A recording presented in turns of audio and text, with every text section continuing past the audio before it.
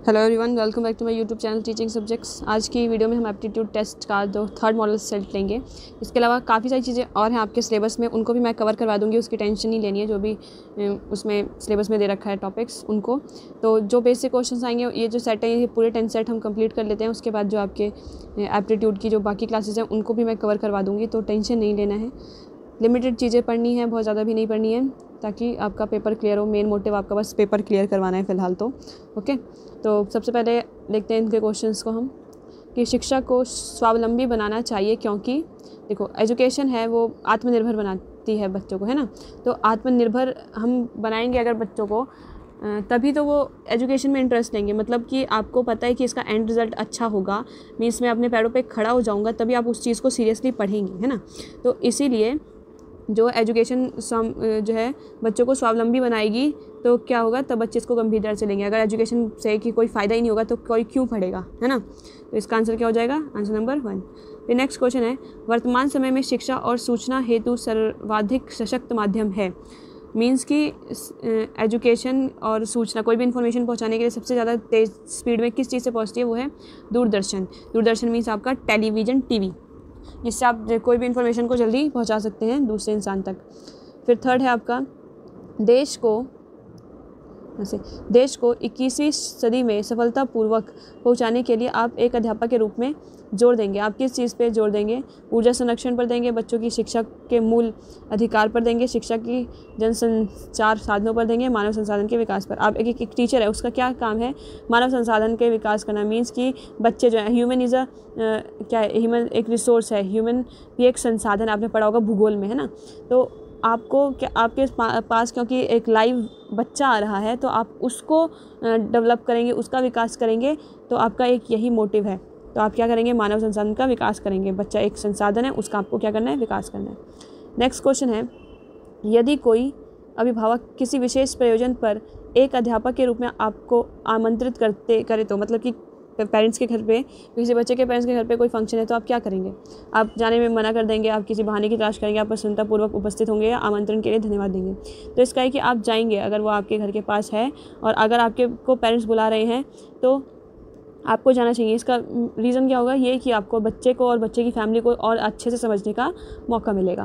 Fifth question है, 10वीं कक्षा तक संस्कृत भाषा अनिवार्य होनी चाहिए, क्योंकि आपको पता है कि जो संस्कृत है वो काफ़ी टाइम से, मतलब प्राचीन में जो भाषा थी वो हमारी संस्कृत ही थी।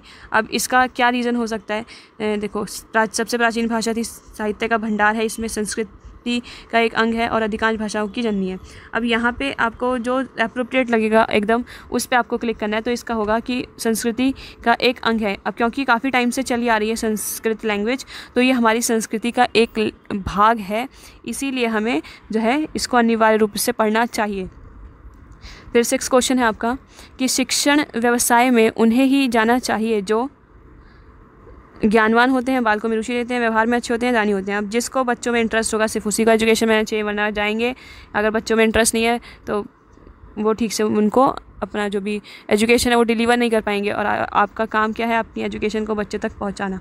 उसमें अगर आप फेल हो जाते हैं तो फिर आपकी एजुकेशन का कोई मतलब नहीं रह जाता। 7th क्वेश्चन है, छात्रों को उनकी प्रगति के विषय में जानकारी देने से छात्र क्या होंगे। अगर मैं आपको आपकी प्रगति के बारे में इन्फॉर्मेशन देती हूँ तो आपको क्या उससे फील होगा, आपको प्रसन्नता होगी, अच्छा कार्य करते रहेंगे, अनुत्साहित होंगे, मतलब कि आप डिमोटिवेट हो जाएंगे, डिस्करेज हो जाएंगे। 4th है, नियमित हो जाते हैं। अब देखो, अगर आपको पता चलता है आपकी प्रोग्रेस हो रही है तो आप और अच्छे से उसको करेंगे। अगर कोई गलती आपकी हो रही है तो आप उस गलती को ठीक करेंगे, और अगर सही कर रहे हैं तो आप और मोटिवेट होकर उस काम को और अच्छे से करेंगे। तो इसका आंसर क्या हो जाएगा, एक अच्छा कार्य करते रहेंगे। 8th क्वेश्चन, यदि एक विद्यार्थी किसी अध्यापक के लिए अभद्र भाषा का प्रयोग करता है तो मतलब कि आप क्या करेंगे, आप एक टीचर के रूप में क्या करेंगे। हाँ, आप एक टीचर के रूप में हर क्वेश्चन में, ठीक है। फिर है इसमें विद्यार्थी को उसकी गलती का आभास कराएंगे, है ना।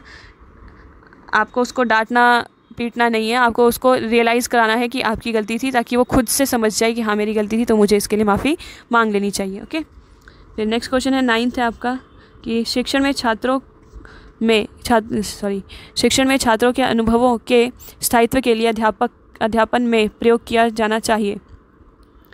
मीन्स कि शिक्षण में छात्रों के अनुभवों के स्थायित्व के लिए, मतलब आपको बच्चे को एक परमानेंट नॉलेज देने के लिए क्या करना चाहिए, आप उसको लेक्चर देंगे, आप उसको भी पार्टिसिपेट कराएंगे एक्टिविटी में, या विद्यार्थियों को एक्टिविटी देंगे, या फिर प्रदर्शन करेंगे, आप डेमोन्स्ट्रेशन करेंगे, खुद से ही सारी चीज़ एक्ट करके दिखाएंगे। तो इसका आंसर क्या हो जाएगा कि विद्यार्थियों की सहभागिता लेंगे। बच्चा खुद से इन्वॉल्व होगा तो ज़्यादा अच्छे से सीखेगा। 10th क्वेश्चन है, बच्चों की शिक्षा प्रारंभ होती है। अब इसका आंसर जो होगा वो घर से ही बच्चे की जो एजुकेशन स्टार्ट हो जाती है, क्योंकि घर से ही बच्चा बोलना सीखता है, और जहाँ से उसने बोलना सीख लिया, कुछ चीज़ों को समझना सीख लिया, उसकी एजुकेशन स्टार्ट हो गई। ओके, नेक्स्ट क्वेश्चन नंबर 11 है कि छात्रों के रूप में मैं बच्चों में ईमानदारी जैसे गुणों का विकास करूँगा। कैसे करेंगे आप इसका आंसर देखेंगे, उपदेशगत नीति द्वारा, नैतिक कथाओं के वर्णन द्वारा, धर्मोपदेश द्वारा, एक आदर्श नमूना प्रस्तुत करके। तो इसका आंसर क्या होगा, 4th होगा। क्यों होगा, बच्चे जो है, टीचर जो होता है उसका रोल मॉडल होता है। आप जैसे बिहेव कर रहे होंगे क्लास में, बच्चा भी आपको सेम कॉपी करता है। तो आप अगर अच्छे से दूसरे से बिहेव रखेंगे, दूसरे स्टूडेंट से अच्छा बिहेव रखेंगे, दूसरे टीचर से अच्छा बिहेव रखेंगे, तो बच्चा खुद ब खुद वैसा बिहेव करना सीख जाएगा। तो आप एक रोल मॉडल की तरह से उसको अपने आप को प्रेजेंट करेंगे ताकि बच्चा भी वैसा बने। ओके, नेक्स्ट 12th क्वेश्चन, विद्यार्थियों के अधिगम का मूल्यांकन प्रमुख रूप से होना चाहिए। मतलब आप जो बच्चे का मूल्यांकन करेंगे वो किस तरीके से करेंगे, इवैल्यूएशन करेंगे, उनका टेस्ट कैसे लेंगे, ये सतत एवं व्यापक प्रक्रिया से लेंगे, प्रत्येक सत्र के अंत में लेंगे, प्रत्येक पाठ के अंत में लेंगे, वार्षिक प्रक्रिया से लेंगे। देखो, सतत एवं व्यापक मूल्यांकन से जो मतलब होता है कि आप उसकी हर एक्टिविटी को देख रहे हैं और आप रेगुलरली उसको चेक कर रहे हैं। मीन्स उसका डांस, ड्रामा, जिस भी चीज़ में वो पार्ट लेता है, इसके साथ एजुकेशन वाली चीज़ों में जो पार्ट लेता है वो, और फिर और कंटिन्यूस प्रोसेस में लेंगे। मतलब कि रोज़ ही उसका टेस्ट हो रहा है, हाँ, रोज़ हो रहा है, मतलब उसके बिहेवियर का टेस्ट हो रहा है, कभी कभी उसके बोलने के तरीके का हो रहा है, कभी उसका डांसिंग का, सिंगिंग का, इनका टेस्ट हो रहा है। उसके साथ ही व्यापक मतलब ब्रॉडर एरिया में भी यही आ जाएगा कि हर चीज़ का टेस्ट हो रहा है, और सतत मतलब कि रेगुलर बेसिस पे होता रह रहा है। तो इसका आंसर हो जाएगा आंसर नंबर 1। 13 क्वेश्चन है, कभी कभी विद्यार्थी प्राथमिक विद्यालय को पसंद नहीं करता है।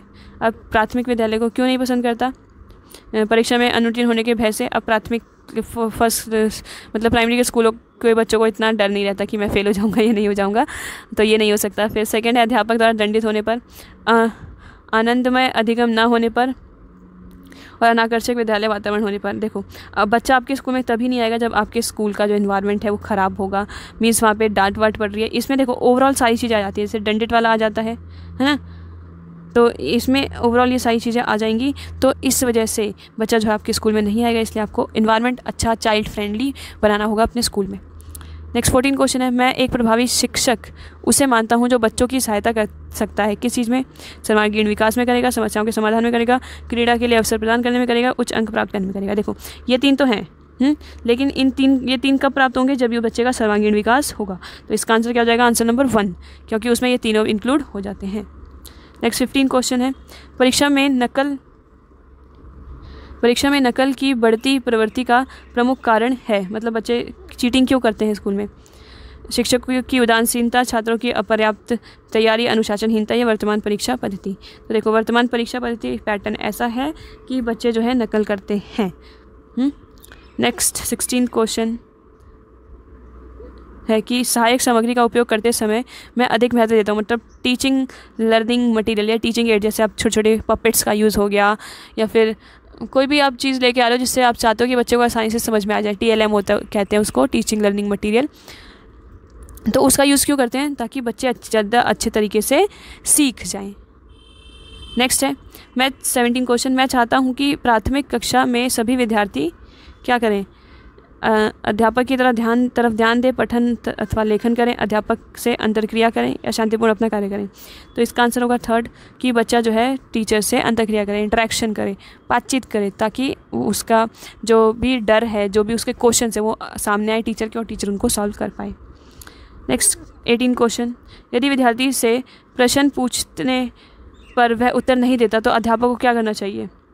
तो इसका आंसर होगा आंसर नंबर 3, सही उत्तर के लिए विद्यार्थी को प्रोत्साहित करना चाहिए, मोटिवेट करना चाहिए कि हाँ आप सही आंसर दे सकते हो, वेरी गुड, ऐसे करके उसे मोटिवेट करो तो वो आंसर देगा। 19 क्वेश्चन है, प्राथमिक स्तर पर वही शिक्षक प्रभावी माना जाता है जिसका जो है व्यवहार में प्रभावी हो, मतलब जिसका बिहेवियर इफेक्टिव हो, जो बच्चे पे प्रभाव डाले कि हाँ बच्चा उससे इम्प्रेस हो जाए एकदम कि यस ये टीचर जो है बहुत अच्छा पढ़ाते हैं, तो ऐसे टीचर को ही जो है प्रभावी माना जाता है। 20 क्वेश्चन है, अच्छी नागरिकता की शिक्षा प्राप्त होती है, मतलब आप एक अच्छे नागरिक बन सकते हैं। इसकी एजुकेशन आपको कहाँ से मिलेगी? परिवार से, समाज से, विद्यालय से। सबसे पहले तो आपको परिवार से बताता है कि कैसे आपको बिहेव करना है, उसके बाद आप सोसाइटी में देखते हो, फिर आपको स्कूल में। तो ये सारी चीज़ें मिलके जो है आपको आपके जो बिहेवियर है उसको अच्छा करती है, इसलिए इसका आंसर हो जाएगा 4, उपयुक्त सभी। उसके बाद आते हैं क्वेश्चन नंबर 21। एक छात्र की शिक्षण अधिगम में सक्रिय भागीदारी होती है यदि वह बच्चा एक्टिव तरीके से पार्टिसिपेट कर रहा है आपकी क्लास में। कब करेगा? जब संबंधित प्रश्न पूछते हैं। मतलब आपको कैसे पता चलेगा कि बच्चा इंटरेस्ट ले रहा है आपकी क्लास में? तो आपको पहले तो वो क्वेश्चन पूछ रहा होगा आपकी क्लास में, शिक्षक के प्रश्नों के उत्तर दे रहा होगा, जो आप क्वेश्चन पूछेंगे बच्चे उसका आंसर भी दे रहे होंगे। और तीसरा है कि दूसरे के विचारों पर प्रतिक्रिया व्यक्त करना। मतलब कि अगर कोई और क्वेश्चन का आंसर दे रहा है तो उसके आंसर पे भी वो रिएक्ट करेगा कि आप सही आंसर बता रहे हो या गलत बता रहे हो। तो ओके, तो ये सारी चीज़ अगर आपकी क्लास में है, इसका मतलब कि आपका जो बच्चा है वो आपकी क्लास में एक्टिव है। तो इसका आंसर हो जाएगा आंसर नंबर 4। फिर आते हैं क्वेश्चन नंबर 22 पे। यदि आपकी कक्षा में विद्यार्थी शोर मचाते हैं तो आप क्या करेंगे? तो आप इसका आंसर 3, अपना पाठ अच्छी तरह से तैयार करेंगे। देखो, आपकी क्लास में शोर तभी होगा जब बच्चों को आपकी क्लास में इंटरेस्ट नहीं आ रहा होगा, और जब बच्चों को इंटरेस्ट नहीं आता तो आपकी बात नहीं सुनेगा। तो आपको अपने लेसन को इतना अच्छा बनाना है कि बच्चे आपकी क्लास में एक्टिवली पार्टिसिपेट करें, आपको सुने। तो जब वो पार्टिसिपेट करेंगे आपकी क्लास में तो शोर होगा ही नहीं। ओके, तो इसका आंसर क्या हो जाएगा? Answer number 3। और शोर या फिर चुप होने का मतलब इतना भी नहीं है कि एकदम साइलेंस हो जाए क्लास में। एक्टिव पार्टिसिपेशन मतलब कि ज़रूरत के टाइम बोला जाए, और जब ज़रूरत नहीं है तो उस टाइम पे सुना जाए टीचर को और इंटरेक्शन किया जाए टीचर के साथ, तो उसको आप शोर नहीं कहेंगे। फिर आंसर नंबर है 23 कि यदि शिक्षक एक छात्र का गृह कार्य असावधानीपूर्वक जांचे तो छात्र के माता पिता को क्या करना चाहिए? मतलब कि आप एक टीचर हो और आपने किसी बच्चे का जो कॉपी है उसको अच्छे से चेक नहीं किया, मतलब गलतियों को भी, जो भी उसने मिस्टेक की थी उसको भी राइट कर दिया है, तो अब पेरेंट्स को क्या करना चाहिए? अध्यापक से विचार विमर्श करना चाहिए, कि बोलना चाहिए पेरेंट्स को आके टीचर को कि मैम आपने ये चीज़ गलत चेक कर दी है, क्योंकि हो सकता है टीचर ने उस टाइम ध्यान ना दिया हो, है ना। तो इसलिए पेरेंट्स को आके टीचर से पहले बात करनी चाहिए, ना कि झगड़ा करना चाहिए, और ना ही प्रिंसिपल के पास सीधे पहुंच जाना चाहिए। पहले आप टीचर से बात करो कि क्या दिक्कत हुई, उसके बाद आगे जाइए। फिर 24 क्वेश्चन है कि विद्यालय के मैनेजर से विवाद होने पर आप क्या करेंगे? तो है कि पढ़ाए बिना हड़ताल करेंगे, पढ़ाने के बाद जुलूस निकालेंगे, पढ़ाने के बाद धरना देंगे, बिना पढ़ाए धरना देंगे। तो इसमें सबसे अप्रोप्रिएट क्या है कि पढ़ाने के बाद धरना देंगे।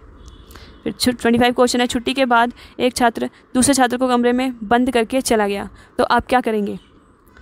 तो आप ये अपराधी बच्चे को विद्यालय से निकाल देंगे, अपराधी बच्चे के माता पिता से शिकायत करेंगे, कारण जानकर उसे समझाएंगे, अपराध के लिए शारीरिक दंड देंगे। तो इसका आंसर होगा आंसर नंबर 3 कि आप कारण बता करेंगे कि क्यों आपने ऐसा किया और समझाएंगे। 26 क्वेश्चन है, किसी सहयोगी से विवाद होने पर आप क्या करेंगे? मतलब आपका कोई टीचर है साथ में आपके, तो उससे आपका कोई विवाद हो जाता है, तो आप क्या करेंगे? प्रधानाचार्य से उसकी शिकायत करेंगे, दूसरे सहयोगी से सहायता लेंगे, उस सहयोगी से शांतिपूर्ण बात करेंगे, या दूसरे सहयोगी के सामने उसे दोषित साबित करेंगे। तो देखो, इसका आंसर हो जाएगा कि उससे आप शांतिपूर्ण बात करेंगे। आप किसी भी प्रॉब्लम का सॉल्यूशन बात करने से हो जाता है, इसलिए आपको पहले बात करना है कि हमारे बीच जो ये मिसअंडरस्टैंडिंग है वो क्यों हुई है। ओके, उसके बाद 27 क्वेश्चन है, आपको शिक्षक प्रशिक्षण से क्या लाभ होगा? मतलब आप टीचिंग कोर्स कर रहे हैं तो आपको क्या प्रॉफिट होगा? इससे नौकरी मिल जाएगी, आपको प्रमाण पत्र मिल जाएगा, संसारिक ज्ञान बढ़ेगा, या शिक्षण की योग्यता बढ़ेगी? तो देखो, आपको ट्रेनिंग किस लिए कराई जा रही है? ताकि आपकी टीचिंग स्किल जो है वो बढ़े, आपकी शिक्षण की योग्यता बढ़े, इसलिए तो 2 साल का ट्रेनिंग कोर्स हो रहा है आपका, है ना। तो ये होगा आंसर नंबर 4। फिर 28 क्वेश्चन है कि प्राथमिक विद्यालयों में अंग्रेजी की शिक्षा अनिवार्य कर देनी चाहिए, क्योंकि इससे देखो इंग्लिश का जो सब्जेक्ट है वो कंपल्सरी करना चाहिए। क्यों? छात्रों में आत्मविश्वास बढ़ता है, विदेश में जाने के लिए अवसर बढ़ते हैं, सामाजिक प्रतिष्ठा बढ़ती है, रोजगार के अवसर बढ़ते हैं। देखो, इंग्लिश अब हर जगह बहुत कंपल्सरी है, हर जगह, हर जॉब इंटरव्यू सब में इंग्लिश में बात करने के लिए कहा जाता है। तो इसलिए आपको रोजगार के अवसर ज़्यादा मिलेंगे, और आपका मेन मोटिव क्या है कि बच्चा जो है एजुकेशन प्राप्त करके एक अच्छा सा जॉब ले, तो क्योंकि उसे एट द एंड में जॉब के लिए इंग्लिश की रिक्वायरमेंट है, तो हम क्यों ना स्कूल से उसको इसका ट्रेनिंग देना स्टार्ट कर दें, है ना। इसीलिए आपको इंग्लिश को जो है अनिवार्य करना चाहिए। उसका 29 क्वेश्चन है कि मंद विकलांग छात्रों की शिक्षा के लिए व्यवस्था होनी चाहिए।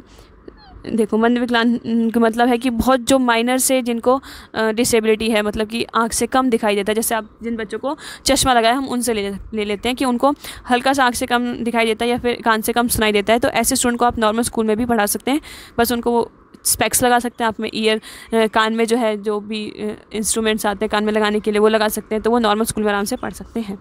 ओके, उसके बाद है गणवेश। यूनिफॉर्म का विद्यालय में प्रचलन इसलिए होता है ताकि बालक सुंदर दिखें, विद्यालय को आर्थिक लाभ होता है, छात्रों के गुम होने की संभावना नहीं होती और छात्रों में एकात्मकता झलकती है। देखो इसका आंसर है एकात्मकता, मतलब यूनिफॉर्मिटी होनी चाहिए, इक्वालिटी होती है बच्चे में, क्योंकि सारे बच्चे इक्वल दिखाई देते हैं यूनिफॉर्म में। तो ये था आपके 30 क्वेश्चन हो गए आपके एप्टीट्यूड टेस्ट के। वीडियो हो गया 16 मिनट का, 17 मिनट का। तो वीडियो कैसी लगी प्लीज़ लाइक शेयर सब्सक्राइब करके बताना। अच्छे से पढ़ाई करते रहिए, कोई दिक्कत हो तो कमेंट बॉक्स में कमेंट करिएगा। Okay, thank you.